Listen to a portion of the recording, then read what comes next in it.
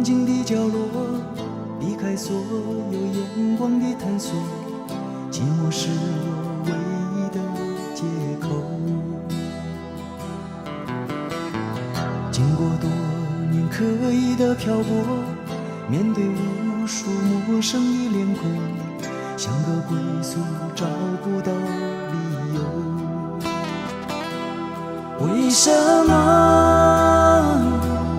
经过多年以后，所有的过与错无法解脱？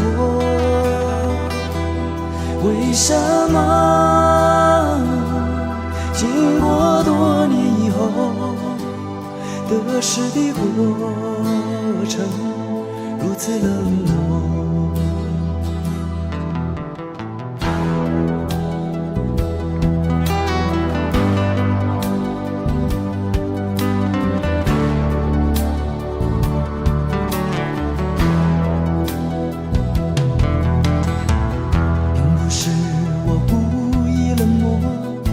不是要让自己孤独，只是心里话该向谁诉说。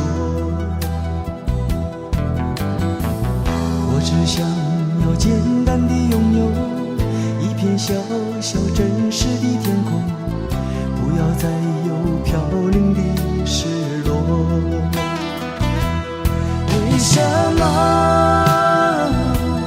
经过多年以后，所有的爱与恨不能淡薄？为什么经过多年以后，风干的伤口心痛依旧？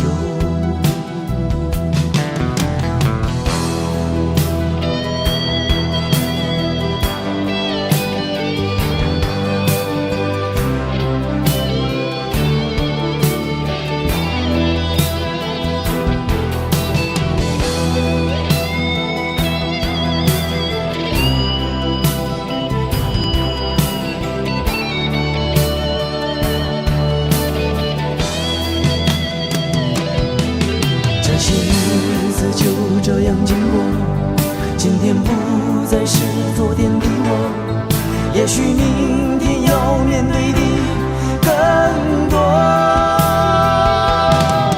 每当夜深人静的时候，触摸伤痕漫步的双手，忍着痛挣脱内心的枷锁。为什么经过多年以后，所有的过与错无法解脱？为什么经过多年以后，得失的过程如此冷漠？为什么经过多年以后，所有的爱与恨不能淡薄？为什么经过多年以后，风干的伤口心痛依旧？为什么